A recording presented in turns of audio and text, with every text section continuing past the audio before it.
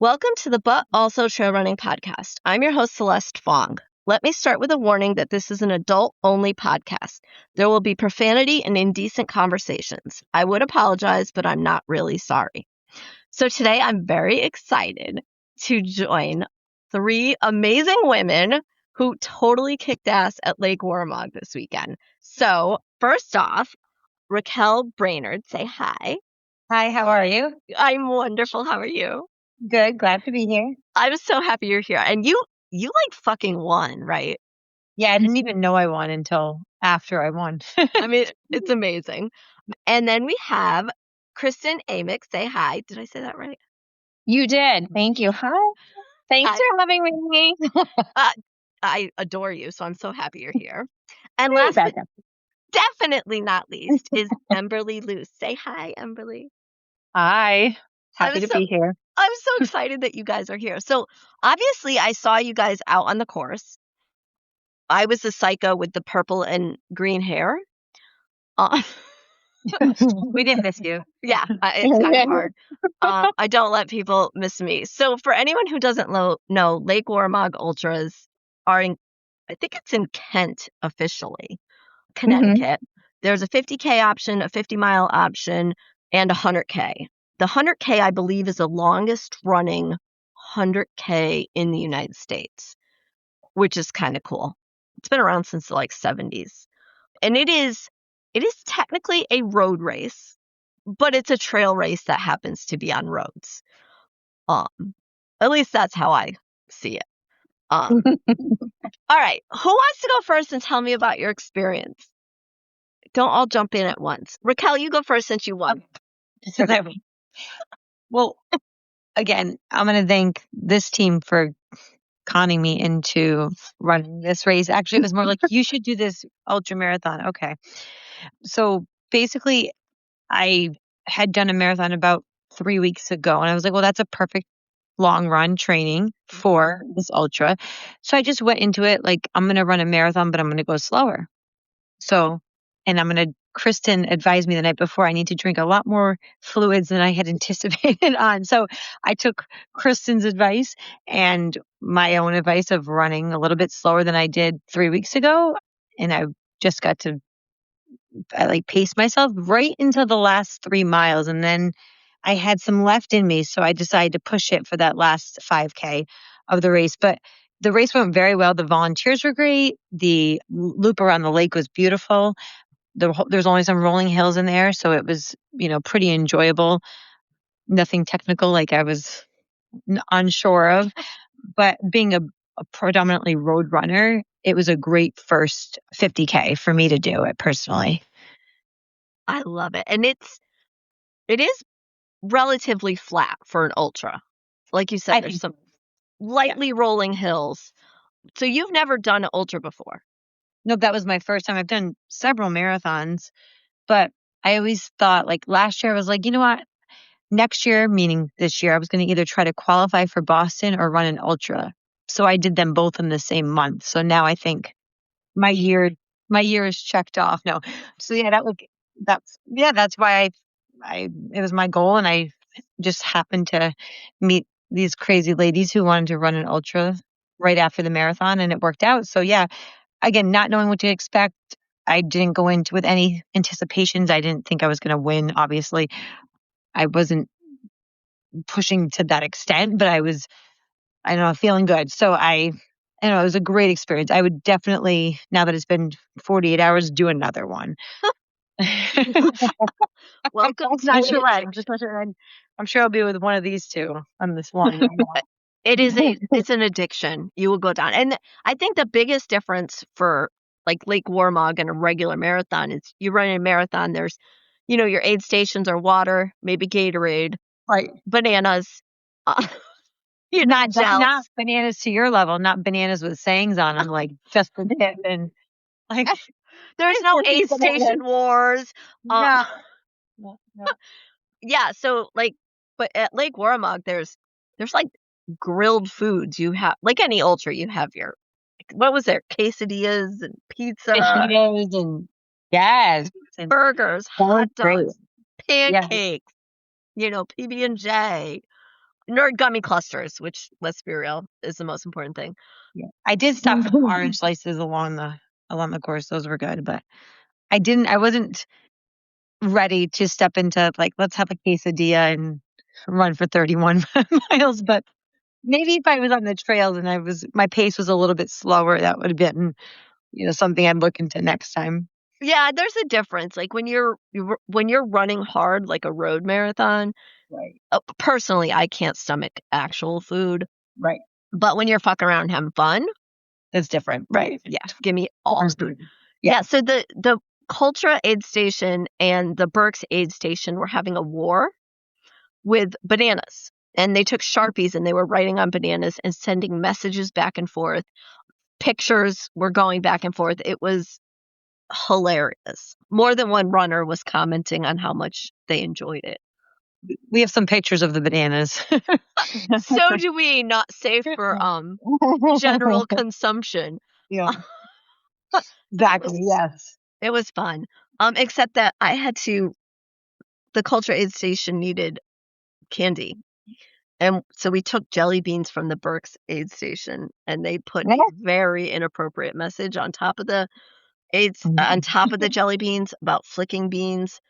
And I had to explain to a gentleman what that meant. Oh boy. That's so funny. It was amazing. And I was trying to be respectful, like, and not just say it out loud, but yeah, that was funny. Anyway, all right, Kristen, tell me about your day. Okay. So, all right. So I run, a number of ultras before. Not super long. They're mostly 50Ks. I did one 40-miler last year. I'm working my way up, right? Mm-hmm. I have this equal love for trails and roads. So I thought, why not? Why I also got conned into this. But again, like Raquel, it was not very hard. It was like, hey, do you want to do this? And I'm like, that sounds like a terrible idea. I'm in. Let's go. So, so I said, if I'll blend my favorite ultra with my road, because what could go wrong with that plan? And so I did, I finished my year last year out fairly strong. And I said, this is the year I'm going to take an off season. So I took an off season for December, and then I got into January and I was like, I'm not really ready to start training, knowing full well that this is in April, right? And I'm like, no, it's fine. I'm okay. So I don't think I started training until probably like the end of January, because I was like lazy. I don't know. Like I was still running, but I wasn't training. So I'm running. I run for 2 weeks and I have to go to New York City for my middle daughter's event. And while I'm there, I pick up pneumonia. Oh God. And so, yeah. So I am out. So I'm like, I am down and out from that for like, I don't know. It's a minute. It's a minute. And then I'm healthy a long time for your lungs to get better. It really does. And so then I'm healthy for like a week. And don't you know, my son's class gets the one strain of flu that like is not included in the vaccine this year, and he brings it home. Oh. And so I had pneumonia 1 week healthy, and then we all had the flu, not just me. Obviously, it goes through the entire house, because why would it stick with just one human when you can take out an entire household? Oh, yeah. And so so this is like February and like part of March. This is like peak training time. So I lost all of that. So I come back and I'm like, okay, now I've got cold and flu season out of the way. This is great. I'm ready. Let's run. So I did, for my long runs, like, I don't know. I went from like 8 miles to maybe there's a 15. I'll do a 15-miler. And then I was like, oh, actually, I felt great doing that 15-miler. I'm going to do my 20-miler next week. So I did my 20-miler, shuffled in the majority of my training into this very short time frame. Of course, what happened? Like that's recipe for disaster. Oh yeah. My shins like start yelling at me. They're like, hey, you can't do that. So I had to back off. So I basically had 2 long runs going into this. I love it And I so saw, much. like any good trail runner, right? Like any good ultra runner goes in and you're like, I am mildly trained for this event, but it's fine. Like I'm going to count on muscle memory. Here we go. So, also my shoes died that last 20 miler. And so I had to get new shoes too. So I had never done a long run in these shoes because, let's just like bring the trifecta into this, right? It's like a And comedy of errors. it was so bad. I did all of the things you would 110% should not do. So, although I have to say, Emberleigh and Raquel made sure that we had like the best dinner the night before. We carb loaded like champions, and that was amazing. I mean, it was so great. So, And that's the so only I did. reason to run is food. That was the best part. I'm Right. saying it was great. Uh-huh. And so I get into this race, and I'm like, this is going to be great. Now, something you should know about me, I'm a solid middle of the pack to like sometimes in the really hard races, I'm back at the pack runner. Raquel, Emberleigh, Kristen, all of the ladies I was with, these ladies are front of the pack. Yeah, So they're I'm sitting there, I'm like, you guys don't wait for me. It's fine, just go. And they're like, no, we'll wait for you. And I'm like, I don't think you understand. Like, it's gonna be a minute. So, but they're so kind, and they did in fact wait. And so we start That was the best part, Kristen. Like, I mean, Kristen, is like at the end, I got to lay on the grass and like clap and cheer for people, and then like that was so fun to be like relaxed, laying there. We're like, why don't we do this more often? Just show up to races and spectate for people. I'm like, so sweet. That is fun though. Like It was. cheering It people is on. fun. Yeah, we Yeah. didn't mind waiting at all. Yeah. And And Lake Waramog, you have a lot of first timers there. So you get to see people like do these amazing feats for the first time. It's kind of epic to witness. I love that so much. And to be clear, like they're being so kind. They had to wait an hour and a half for me. There was no finish until the time that I finished, and I came in like utterly broken and destroyed. But so I started like I ran this race, right? And I started with Emberleigh, and I'm running, and we're running, and she looks at me, she goes, "Oh, we're running together." I go, "I know, we're running together." And she goes, "Is this your pace?" I was like, "It's not supposed to be." I was like, "Oh, I think you're feeling great." And so that was dumb. I should have gone with Raquel's method, which was slow down. Don't try to run your road pace, which I knew better, but my legs are feeling great. So I was like, let's just go. Let's see what happens. Anyway, long story short, I started dying somewhere around mile 12. And it really went downhill from there. And it required me to like I made a porta potty stop like once every loop, and I said, I'm just going to have gels because this is a road race and because your stomach is moving faster. And so like I don't wanna like have that real food because what is it going to do in my body? I don't know, somewhere around loop 2 or 3, I gave up on that and started eating some oranges, and that went okay. So I was like, let me have a banana.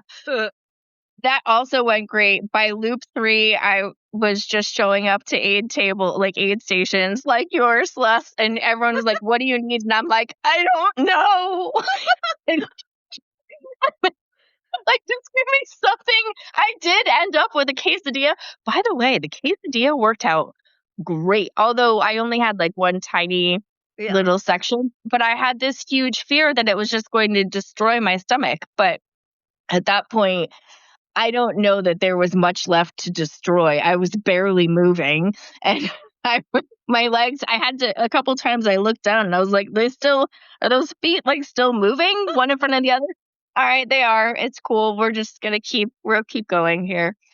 And yeah, so the other runners were amazing. I think this is one of the great things about ultras is this camaraderie among the runners, right? It's just different than your typical like marathon on the road type of race, right? Yeah. I didn't want to say road race because was still technically a road race, but there was, just a lot of happiness and a lot of fun. Although I will say I did not get that opportunity like I've had on trails in the past where you kind of like link up with another runner and and you like start having conversation with them. The next thing you know, you've been running for them for an hour and you're like, anyway, nice to meet you. Best of luck. Bye. And then you go find your next runner and you have a conversation for the next 2 hours. So I didn't have that. But I did. There was this very nice gentleman who passed me and he was so motivational. He goes, your stride is like nectar. And I was like, oh, that's amazing. I had no idea what he meant. But then as he ran away, I was like, okay, nectar is sweet. Oh, he's saying my stride is sweet. That's a good line. And I have teenagers at home, so I'm like, oh, I know that one. That's good. Oh, and we had these great tank tops that Emberleigh picked out that I was wearing, and I don't really wear. I should say it's a singlet. I don't usually wear singlets just because I'm fairly body conscious, and but I said, okay, I'll wear the singlet. So by the end, the sun started to come out a little bit, and I'm like, okay, no more long sleeve shirts. Like it's definitely a singlet time. And some guy goes, he's like, oh, you're running with your muscles out. And now, mind you, I've been strength training with a coach for about a year now. And so I'm like, oh, you see my muscles? That's so great. So it was great. So I have to say I was very surprised that like those couple little like cautionary pieces of real food I had went down fairly well. That was a big surprise to me. I did eventually get sick of the gels. I thought I would just run the whole thing on gels, and I just didn't. Yeah, I So can't that do gels was over a marathon. I can't it get was down. I can't. So like I'm fine with a marathon, but at that ultra distance, I know it was not that many miles more, but I just couldn't. I don't know. I was just done with it. So the real food was super helpful. And I know you guys mentioned the rolling hills situation. Okay. So can we talk about the difference between road and trails here for an ultra? Because yes, it did not have the vert like a trail would, right? Mm-hmm. I feel like I was misinformed because I went into this thinking this thing was flat. For trail runners, It's not flat. This sucker absolutely was rolling hills. And I'm like, why am I dying? Oh, that's right. It's rolling hills. But if you're on the trails, those hills, you're walking up them. So it gives you a chance to like bring your heart rate back down and like you feel less like death and you can like enjoy that over a longer period of time. it's funny because I have found on average, road runners, if the average elevation is over 50 feet a mile, they complain it's hilly. Oh. But trail runners, like trails, if it's over 100 feet per mile, then it's like, oh, it's hilly. Because you're like, oh, it's not bad. It's so weird how, and like going back and forth, how you think, oh, a road is so hilly when it's like 50 feet. You know what I mean? It's weird how your mind changes based on your environment. Absolutely. I know. It was just weird to be running something that I normally associate with a trail, but trying to hit road speed. Right. And it was just wild. And I'm like, where's my walk break? I don't get any walk break. I can't. And so I instituted my own walk break by using the porta potty once a lap. Like that was it. I love that. I wanted to do that too because I was like, they say you're supposed to walk in ultras, so I was like, huh. So I walked for a minute at the last section right before I went really fast. I was like, I'm just gonna walk here and hi everybody. I was talking to the people, and then I'm like, all right, I gotta carry on. But that was a lot more fun, Kristen. You were right. Just trying to talk to people. You had a lot more fun than me on the course. Apparently, I was too much in the zone. I did talk for 28 miles until I brought my pace down to the sevens. I did have a running partner, our other friend Kristen, that was with us, and I ran with her for almost the entire 28 miles. I think we were side by side. So that's nice to have conversation. I think that's why we were so busy talking about all the nice houses and the scenery and the lake and all of that, and the people and the cows. And the cows. Yep. There are so many cows. I love that. And chickens and eggs. There was the guy that sold the eggs. Yep. Oh yeah, $6 a dozen. I remember. I was like, oh. I know. That's how I knew I was getting to the end of the lap when I saw the egg sign. No, exactly. Yep. And honestly, it's 7.5 miles per loop? Something like that, yeah. And there are 4 aid stations. I know, there's a lot. Yeah. Which is insane because trail races, some of them will be 10 miles, 20 miles between. It's crazy. Wow. I know. And you know what? Even though those aid stations were evenly spaced out, I swear to you, the first aid station on the loop took so long to get to. I don't know if everyone else felt like that. The rest of them, I was like, oh, here they are. But that first one, oh, that was brutal. No, you know, Chris, the last one, because I had to go that out and back, and I was like, where's the cone? When am I turning around? And there was 2 guys that were going back. I'm like, where's the cone? He's a little less than a mile.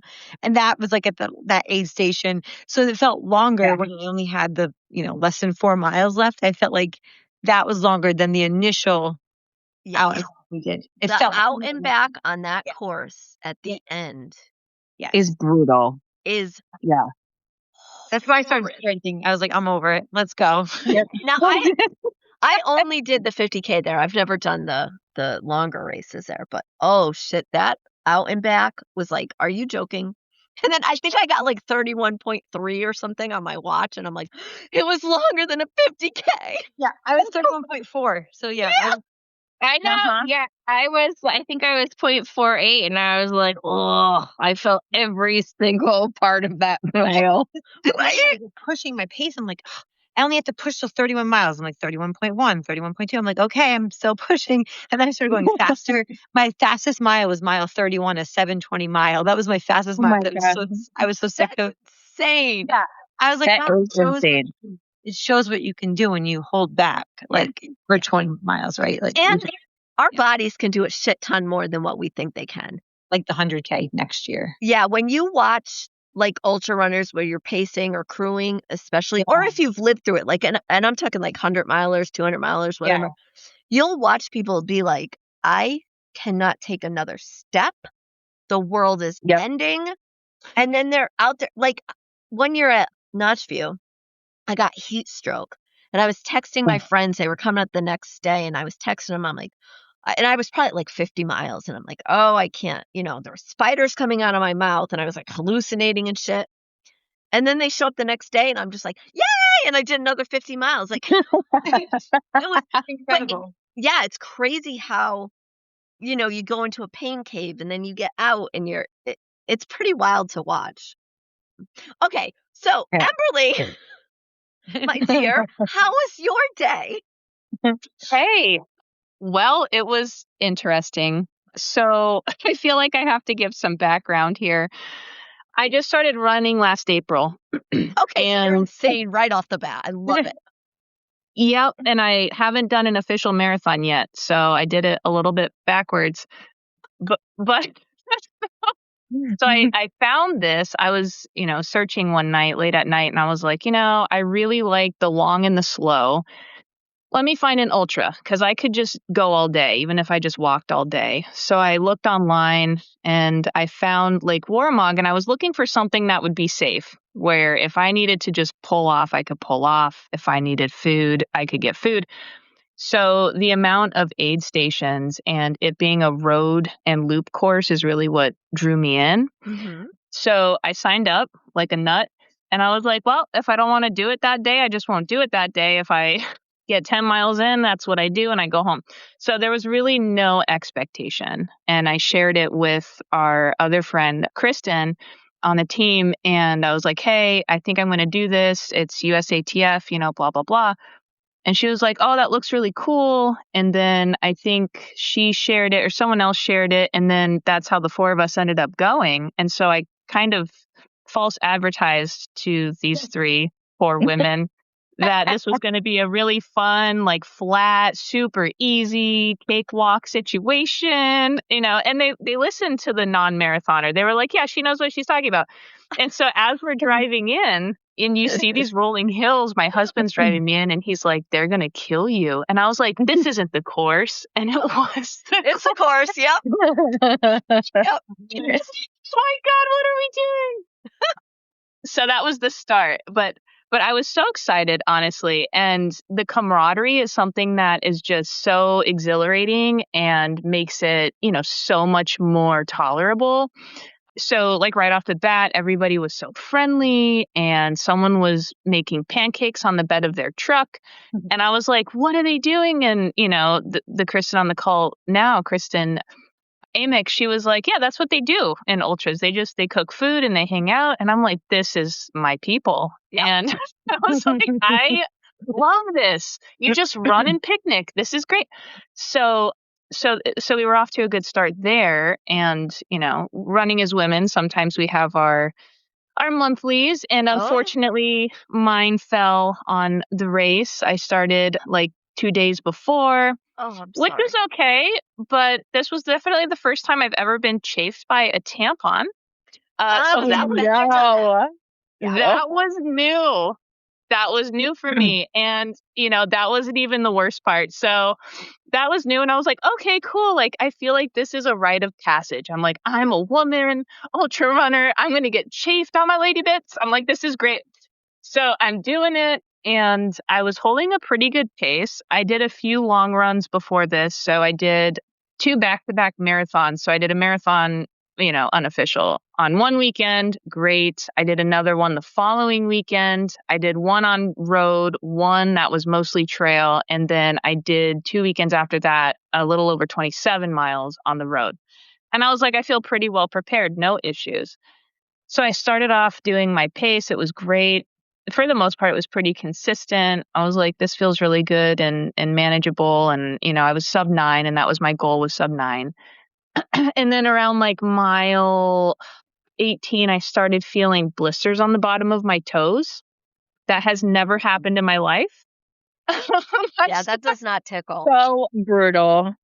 I was like, what is happening? I've always worn these brand of shoes. Like it's the same shoes, the same socks. I did not change anything. I've never in my life had blisters ever. So I get back to, our little camp out by the registration. And I'm like, okay, let me just lube my feet up real quick and check out the damage. So I'm on loop 2 and I take my shoe off and I'm looking and it's just like gross. I lube my foot up.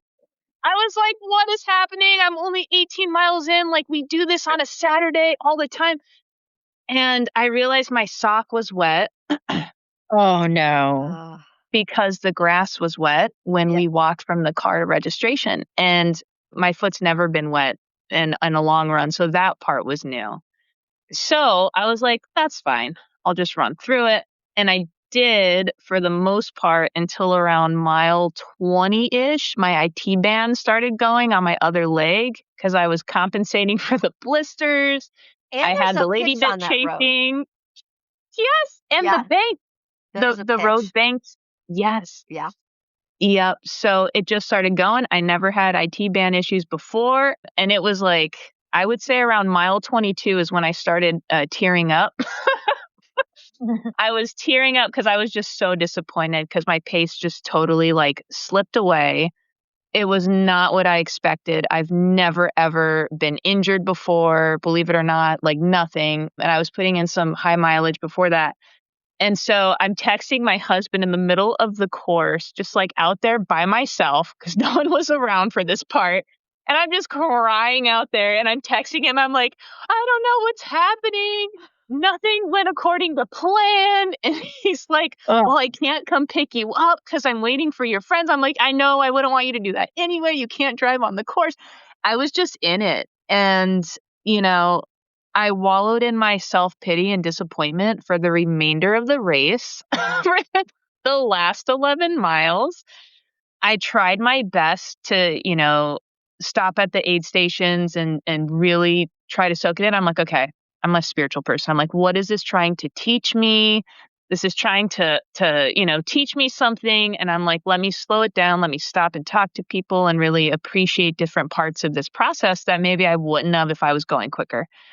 So I did. So I stopped and I slowed down and I ate one of those dirty bananas and I took a picture with it and I took a selfie with a plastic alligator and it was amazing. I saw a white squirrel and I was telling one of the guys, I wish I got his name. At the aid station, I was like, I saw near the turnaround, I'm like, I saw this white squirrel. And he's like, did you? And I was like, yeah, but I couldn't get a picture. He ran away so fast and I'm hobbled, so I can't run after him. I was like, but I tried. And he's like, well, did you see the eagle? And he just points over his shoulder. There's an eagle in the tree with its cool. giant nest. I was like, this is what it's about. And so as I got out of my head and more into the actual process of the race, not looking at my watch, not thinking about, my pace and like all that drama, I started really noticing other runners. And something that was super inspirational to me was especially seeing, like older runners. And I'm like, I want to be that person one day where I'm in my, 60s or 70s even, and I'm out here doing this thing and I'm positive and I'm happy and I'm part of a community. And there was this older gentleman that ended up passing me, which again, I had to swallow that. But he was walking and he passed me and he's like, oh, is something going on with your hip? And because I was grabbing because the IT started in my hip, I said, yeah. I was like, my hip hurts really bad. And I'm like, but I'm going to finish it. I'm good. I'm okay. And he was like, well, you just got to stay positive and you just got to keep going. We're all out here with you. And, it was moments like that where you don't experience that when you do like a 5K road race or, 10K. You really don't. Like, you don't take the time to stop and actually really be mindful and present with what you're going through. Yeah. And I feel like the ultra experience is something that initially that's what I wanted, was to be mindful and present and really part of this process, but as I got there, as I showed up, that was gone. And I was like, shit, I'm going to do a really good, solid sub-9 for my first ultra. I've only started running a year ago. Like, this is a solid base. This is going to set me up. Who knows what 5 years from now will look like. And I think life has a way of just bringing you back to what really matters. And so this race was awesome for that. It brought me back. It brought me to my body, even if it was me focusing on my pain. It brought me back to my body. It brought me, like back to my teammates. It brought me back to these people who I don't know and who don't know me, but they're saying such positive things. And every time someone would pass me, they'd be like, great job, or you're doing good, or looking great.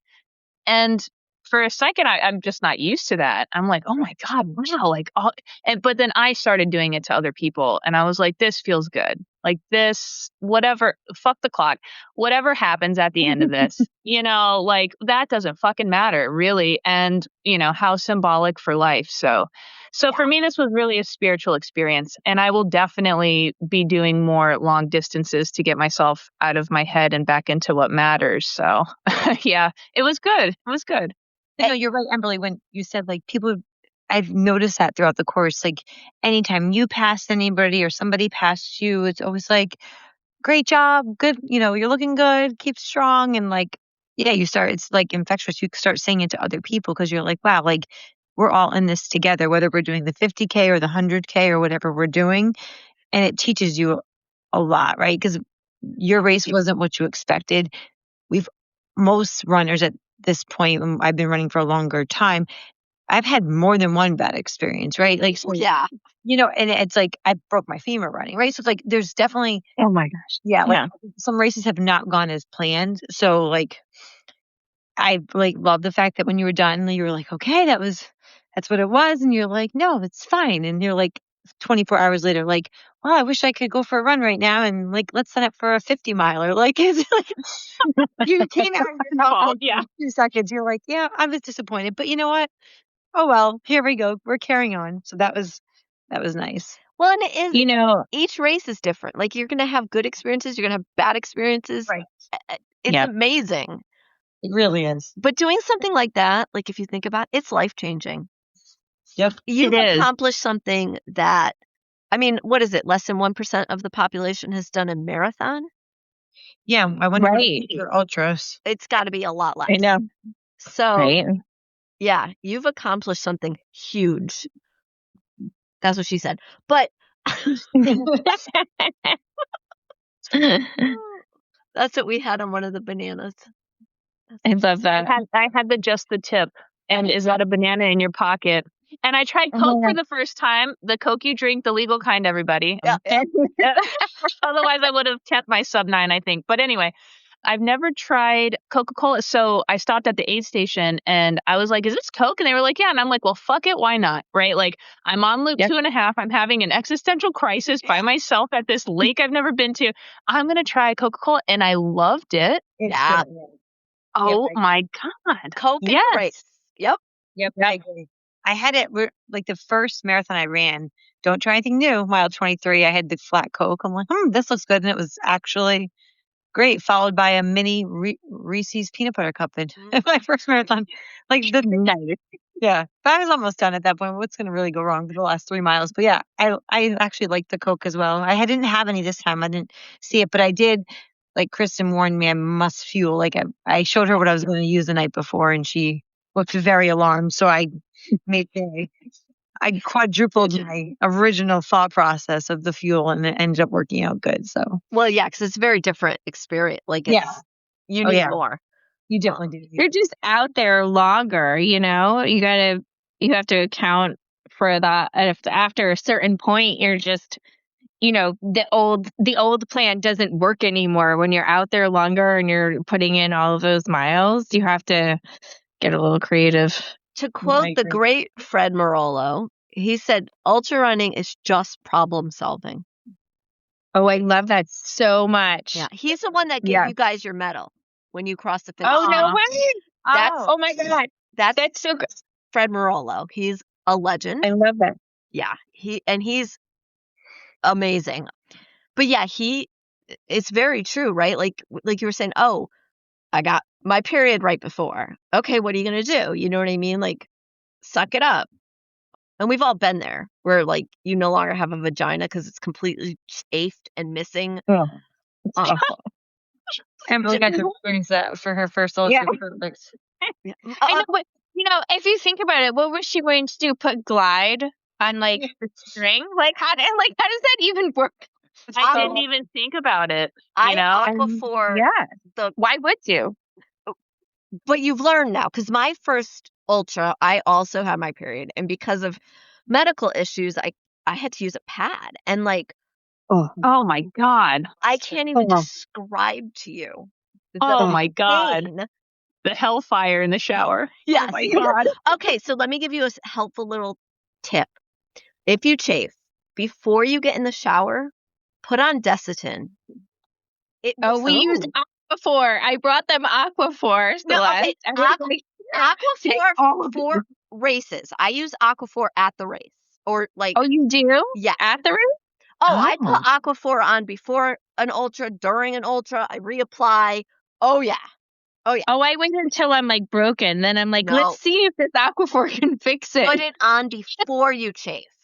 Before you chafe, put Aquaphor. There's all sorts of different ones. You got to find what one works for you. I use Aquaphor. But if I do chafe, what I'll do is when I get home, before getting in the shower, I put Desitin on. So then when the water hits, it's not quite as painful. That's a good idea. Yeah. And then I put Desitin on again after the shower, and I have what I call my Desitin shorts because they are stained with like a white stripe, like I have a skunk in my crack. And but yeah, and then Desitin for like a day, and I'm completely fine after. Oh my God, I love that. Yeah. Good to Unfortunately, know. tons of experience with this bullshit. I know. I think I learned that lesson the hard way last year when I did my 40. And like, one of the great things about this one was that there were porta potties that you could use. But when you're out on the trails, you're not finding porta potties. It's just like, find your nearest tree. And I had found that, by the end of the day, after going to the bathroom under so many trees, the glide was gone. Yeah. And it just chafed in ways that I did not know was even possible. Yeah. And yeah, that was horrible. And it was, Mike told me, thank you. I don't know if he's going to listen to this. Mike Lepresti, you are an amazing human for so many reasons, but he also recommended Desitin for that. And I was like, oh, that's such a great idea. Of course, while I am out on this course, I was like, oh no, I forgot the Desitin. See, I keep Aquaphor in my backpack, like in my running vest. Yeah. For just such an occasion. That's smart. Yeah. Love that. Such a good idea. Yeah. Or it depends, like, like the loop races that I'm not carrying anything. In my ultra bag, which is always in my car, there's a tub of Aquaphor. Yes, I keep mine in my trail bag now. Yeah. Yeah. Because absolutely. And you're going to learn, like, it's insane the things that happen, right? Where one year I did like an 80-miler. Grilled cheese the whole time. And it was like one of the best races ever. Nice. A couple of years after, same race, ate a grilled cheese, puked for 30 miles. Like, yeah. I know. It's so weird. It is so weird. And the worst experience, you were talking about changing something on race day. My worst experience ever was at Newport. Not Newport. Narragansett Marathon. And I'm hypoglycemic, so I will pass out if my blood sugar drops. So I had to eat something, and the only thing that they had on course was something I never had before. It was like a gel. And I started because I have severe food allergies, my throat started closing on course. Oh no. I was way out. I didn't have any access. I luckily carried Benadryl on me. So I'm like swallowing Benadryl. I was probably at like mile 17, 18. So I had to finish the marathon high, but like not the good high, the sleepy high. Yeah. It was, 0 stars. Do not recommend. Yeah. No, I once saw a bunch of runners need to have Benadryl. There was, I forget, it's like a 60K out in New York. It was the Red Wing. And there was a storm before the week before the race, like a hurricane type storm, knocked down all of these trees. They did the best that they could to clear it, but the trail still had some downed trees by the time we got to the race. And what they did not count on was all of the bees' nests, all the it was like all the yellow jackets that their nests were dropped to the ground. And so all of these runners, everyone was just getting stung all over the place. And so the next thing you know, the aid stations now carried food and Benadryl. Yeah. And so there was like a whole slew of runners all just like tanked on Benadryl. And I was like, oh my God. Yeah. That happened at a race. What's wrong with this plan? I was volunteering at a race and that happened. And everyone's like, oh my God. And I'm like, I got Benadryl in the car, and I had my EpiPen with me, and because I have, again, like really bad allergies, and I was just handing out Benadryl like it was fucking candy. That's so wild. Because I can't even imagine like finishing a race on Benadryl. That'd be exhausting. Yeah, it wasn't fun. Yeah. But it's cool because once you start doing these things on a regular basis, like it's crazy the shit that happens and the things I've seen happen. I know. Yeah. I literally crossed the finish line And the race director's like, so next year you're going to come back for the 100K? I was like, well, why would we skip the 50 miler? He's like, no, I don't want you to know the pain. So just go for I want you to just come back. I want you to come back and win my 100K. I was like, okay, like, let me think about it. Let me sleep on that. I said, let me sleep on it. Oh, no, you'll do it. Yeah. I have faith in you. You're going to do it. And you're going to kick ass. Yeah. Different strategy for the 100K, I'm sure. Yeah. I mean, it is, but it isn't. You're probably going to have to slow down some. You're going to have to fuel differently. Yeah, I can't eat. I was over the gels. Like, you guys, I'm so glad that, I mean, all I did was gels in an orange, but like I was. Yeah, you're going to need more than that to double it. I could have ate a banana and other things like that, but I wasn't in need of it at that point. But yeah, if I did anything further than what we did, I would definitely have to incorporate real food into training just to like get used to it and stuff like that. Yeah. You know what's really good food for, well, mostly on trails, but anything like that is payday bars. Oh, really? Because it's caramel, so you're getting your sugar, peanuts, so you're getting some protein, and it's salty. Which I need to. Oh. So it's really, and I get the mini ones, so it's not too much. Right. It gives you just a boost. Yeah. That's one thing. I did have tons of sodium. I probably took over 700 milligrams. Wow. Wow. Yeah. So I had tablets and I had gels with salt. There was 100 milligrams in it. But yeah, I took at least every 5-6 miles. I took some. Yeah. I loaded up because during my marathon, I cramped up a little bit and I was behind on my sodium intake. So that's the one thing that I never cramped up during this, which was probably my excessive sodium intake, but it worked out good. Well, and the day, because it's a long day. I think there's a 13-hour cutoff for the 100K. So the 100K 50 miler starts at 6:30. The 50K starts at 7:30. And the weather, it's April. The weather can really vary. Yeah. So in the morning, it was chilly. Like I went there. It was cold. I had on fleece line. I mean, I wasn't running, but I had fleece line leggings, sweatpants, tank top, fleece shirt, sweatshirt, and coat. And it was cold. By the end of the day, I was in like regular leggings and a sweatshirt, and I was dying. Yeah, it definitely warmed up real quick. Yeah. So the runners were going from cold. I think it was like 36 at the start.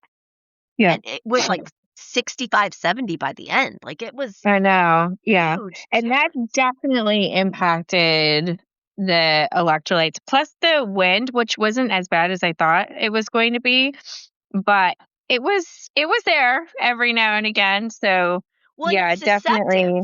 Because you start cold, so you're not taking in as much hydration as you should, right? Yeah. Because you're not hot, so you're not thirsty, but you are. And then by the time it gets warm, you're at a deficit, and it's very hard to come back to make up deficit in a situation like that. Yeah. I think so. Raquel, I wish that I had taken in as much sodium as you did. That was definitely the smart thing to do, because I ended up having to play the catch-up game, and it was not pretty. And I don't know really why. I haven't figured out how it happened, but like it did. I'd come fresh off the marathon knowing that, like, okay, I underdid it at the marathon. Luckily, it turned out okay. I was able to come back towards the last, towards it. It didn't take me out too much, but I didn't have that same feeling. And it was so fresh in my head that I was like, nope, I don't know if I need this salt. It's only 40 degrees right now, but I'm taking it in anyways, just from past. That's not like I've had a few experiences in my lifetime with that. So yeah, definitely. Yeah. It's smart to do that. And I think that really speaks to this whole the concept of like the lactic acid buildup too, right? So like on the trails, I was saying how, the trails are great because we get those walk breaks or whatever, but you're running slower, right? So like the lactic acid buildup it doesn't happen as fast. And so you're not, like all of the things that happen to your body during like a road race, it just happens slower in the trails. And I think that that's what I was kind of headed towards. Yeah. But yeah, I was like sneakily surprised by like that lactic acid buildup and how fast it happened on the road. And I was like, oh no, like I need to change the way that I'm thinking about this. And somewhere along the course that like made its way into my head to me going, well, this is the way I'm going to think about it. Ultras belong on the trails. I wouldn't be having this lactic acid buildup problem, and I wouldn't be having this electrolyte problem if I was just on the trails right now. But you know, Chris, I think we need us road runners, not you, Emberleigh and myself. Well, she does trails more. I don't think I would have been as eager to participate in my first ultra if it was going to be on such a unfamiliar territory. So it's already unfamiliar distance, and to then map it into unfamiliar territory. Well, now the distance is. I was not. I mean, not that I wanted to keep running. I could have kept running it when I was done. So now I know the distance is not the issue, but like that I think is like the gateway to be like, okay, now you know what it feels like to be out there for doing the the miles. Try it harder, right? Try the trails and like baby steps, Kristen, baby steps. This is how trail runners are born, Raquel. Just saying. Welcome to the addiction. And if you're a really strong road runner like you are, you're going to be able to translate that to trail running very easily. Like you will. Oh, absolutely. Once you get comfortable on a trail. And my recommendation is start with the easy trails. Don't. Oh, for sure. You know what I mean? Like don't break crazy. Yourself in. Oh, it'd be definitely break myself in. Yeah. But again, I didn't show up to this thinking like, oh, this is going to be easy. This is going to be whatever. But it was easier than the marathon for me because it was like Emberleigh had said earlier, like you're just running for a long time with your friends. And that's what I felt like for the first 28 miles. And I was literally running with my friends until the last end where I just tried to send it home. But I didn't go in thinking I was going to win, place, nothing like that. That's like, you don't think that with your first one. You're like, I just want to survive. Like, I just want to get through this race. And then I'm like, I didn't even realize, like, it was funny. The race director, he's super nice. Yeah. When I crossed and he's like, comes over, they're like taking pictures and everyone was cheering, like, this is aggressive. But there was like, I didn't know what was happening. And then he's like, oh, I'm going to send you a link so you can pick out your new Mount to Coast running shoes. I was like, oh, why? He's like, you won. I'm like, what'd I win? Shoes? And he's like, the race. I'm like, what race? He's like, the 50K. I'm like, I won this whole race. It was just so funny because I didn't have any concept of the placement or because you're on loops. There's tons of people. Right. You don't know. You don't know. And you don't know who's doing what race. I don't know. And I wasn't paying attention. I was just like, I got to get through these loops and just doing my own thing. And I had no idea. So that was really, really funny. And Emberleigh's husband was at the finish line. Like he was one of our crew guys. He was like there and we got to see him every time we crossed. He goes, I didn't even know you won. And I was like watching the whole time. Well, because how do you know? We had one guy run by and he's like, how far ahead is he? Yeah. And we're like, you know. Who? What race? Yeah. What are you talking about? Like, because you don't know who's doing what race. Right. And people have the option, like they could start out doing the 100K and go down to the 50K. Yeah.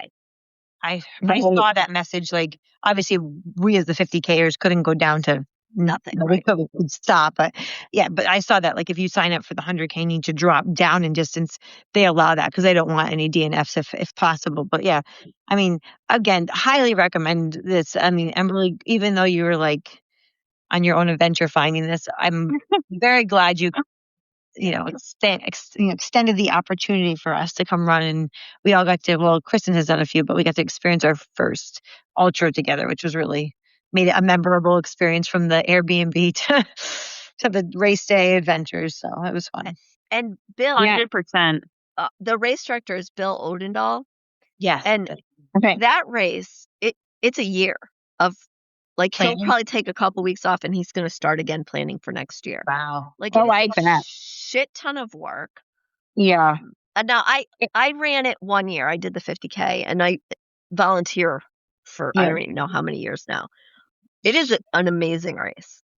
Well, I'll tell you, all that work he puts in, it shows. That Yeah. race went smooth as pie. It really was. There were no, and I know that on race day, there's always some sort of hiccup, right? Yeah. But I did not see a single hiccup, which is the sign of a great race, right? Whatever hiccups they had, it was not visible to the runners and they recovered well. So, I mean, hats off to Bill because just fantastic race.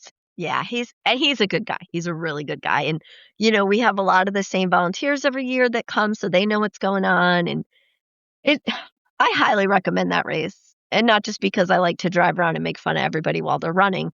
No, I think we all recommend it. I mean, Yeah. Mm-hmm. Yeah. And I'm like super proud of you ladies because like, first of all, Kristen coming and doing that after the last couple months that you've had, amazing. And for both of you, your first ultras, I don't think you understand how well you did. I know you guys really crushed it. we don't. I wouldn't know. Like I didn't have anything to compare it to, so I wasn't. It was like, okay, let's just go for this race. Let's have fun. I mean, like my first goal was to finish, and my second goal was to like have fun and not be stressed out. So I did both of those. So that was a win, I guess. Oh, it's definitely, and it's a great day. And Yep. now that you're introduced, you're going to find that there's a little bit of difference between like the ultra community and like the regular road Oh, community. there's definitely a difference just from just from that one experience. Everything from the whole race was different than your typical road marathon or whatnot. Yeah. And you're going to find that it's really cool. Like there'll be like these elite runners that are so strong doing like epic shit, hanging out at one point with someone who's like a back of a packer. You know what I mean? Yeah. Especially if you're doing loop races like that. It's You get to see everybody's distance, everybody's, but like you could tell like some people's pace, like, oh, they're definitely in it for the long haul. You can't be going as fast. And it was great to see how many people were out there doing the longer miles too. That was respectful for them. And here's these people, some of them, like I'm not fast, but like I can go forever, but like people are out there just accomplishing greatness at all different levels. And I love loop races. Like they're my jam because I'm very social and I like seeing people and I meet everybody. I find out everything. You know what I mean? Like it's so I love loop races. And then you see people accomplishing greatness. No, I like the loop. That was my first like real loop race. So, and I really would do another one. Yeah. Yep. It's fun. I agree. It's fun. I know, especially with the weather swings, the way that it did in that race, like it's really ideal to have that be a loop race because you can just drop a layer. Yep. Every loop, it was, that's super helpful. And have access to stuff. Like I don't have to carry 80 pounds on my back because, right. And some of the loop races are a lot, like some of them are like 1 mile loop or 2 or 4. You know what I mean? Yep. Some of them are like Ghost Train is 15 mile out and back, like it's 7.5 out, 7.5 back. So it's all different, but yeah. I will say, I did like the distance of this loop, that it was not super, super short because I spent less time at the aid stations and like loitering around my stuff, which I tend to do and like be social. I'm like, oh, hey, friends. And like, let me chat and have a conversation. And by the end of the race, my coach will look at my time and he'll be like, Kristen, you spent 45 minutes talking. And I'm like, it was great. I had snacks. I had all the snacks. It was great. You're like, yeah, I enjoy it. But that's also like, it's important to note that stuff because like a lot of people will, when they're training, pause their watch when they're stopping or, so they're getting an actual like authentic view of what's happening right in their training. Some of us don't care like at I all. know. So I was gonna say, like, so if I'm racing it, then I will let my watch run. If I'm not racing it and I'm just there for a good time, like spring fling and fall fling, like I love those races. Those races are my jam because I see all my friends that I love, and I'm not racing that. I am there for a good time and to catch up with friends. So like I will pause my watch when I stop and use the restroom or when I'm having snackies and chatting and whatever. and that's a social fun event. You know what I mean? Yeah. I love Yep. those events too. I usually go to like volunteer to those. I don't race very much in Connecticut. Yeah, I would love to do one outside of Connecticut. Yeah. There's some really good ones. A good one for especially for a road runner is hamster wheel because it's rail trail. Oh, All yeah. right, that's all right. I like that. It's in November in New Hampshire. Yeah, New Hampshire, and it's a 4 mile. It's like a lollipop out and back on rail trail, and then you do this little loop. So it's pretty flat. There's a kitchen where I they love that. feed you all day, all night, It's amazing. and you just see what you can do in 30 hours. Or they also have, I think they have 6 hour, 12 hour, 24 hour. They have relays. I don't know. I always do the 30 hour, but that's a really good introduction to like, see how far you can go Yeah. without any pressure. Yeah, that is kind of Ooh. Yeah. Because if I you love do that. one loop, you're finised, right? So you could Right. quit after 4 miles if you wanted to, or you could keep going and get your belt buckle. Yep. Not that I'm a bad influence, I think you are. I think you're trying to pull it Emberleigh. I but like it. I'm following you, Celeste. I'm following this. yeah, Okay. yeah. Opening the calendar as we speak. It's in November. It's always the same weekend as the time change. Oh, so I have New York City Marathon that weekend. So Oh yeah, New York is stupid. Sorry, love you. you gotta do it. You gotta do it one time. Yeah, that's a good one. That's a really good one for an easy course. I'd say that's easier than Lake Waramog because you're on rail trail, so you're not dealing with pavement. Which is nice. Yeah, it's a groomed rail trail too. It's really nice. There's like one little hill. It's That's really great. yeah. I haven't done that one yet, but I've heard great things. And I have to say, those rail trails are like, they're just really great.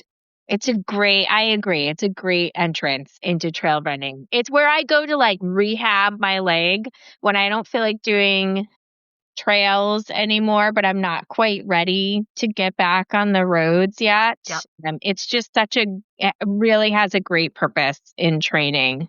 It's also good for an introduction to like not sleeping, to going all night, do you know what I'm saying? Oh, yep. Yeah. That kind of stuff. Because again, you do 4 miles. If you can't, you can stay at camp. You could go to your car. You could do what you need to do. And there's no pressure. It's not like a point to point 100 miler, right? You're not going to DNF it. So Yeah. that takes some of the pressure off, but also gives you a good introduction to like big distance, like big numbers. Love that.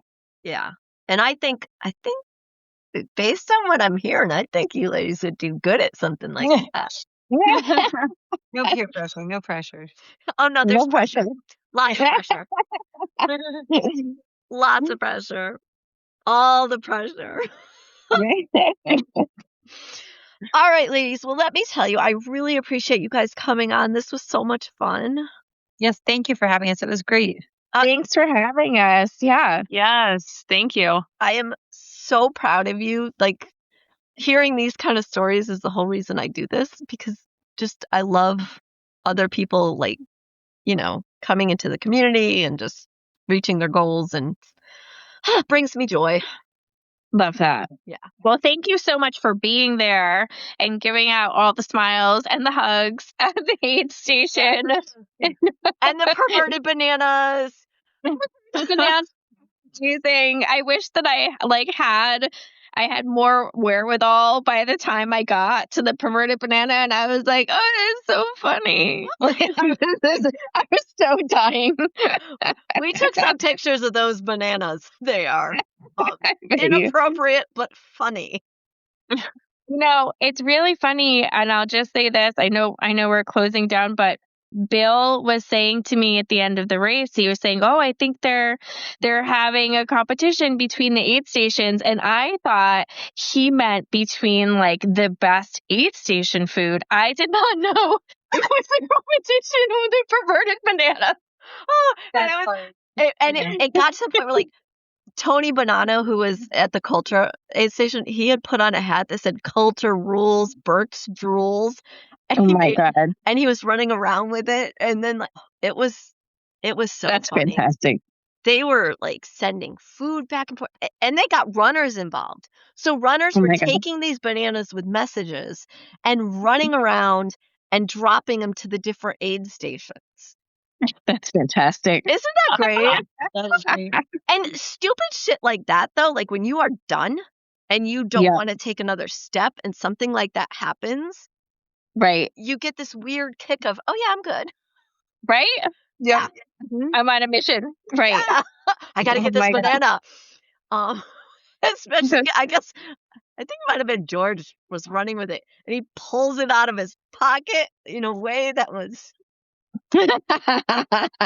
oh, God, I love ultra runners. They're so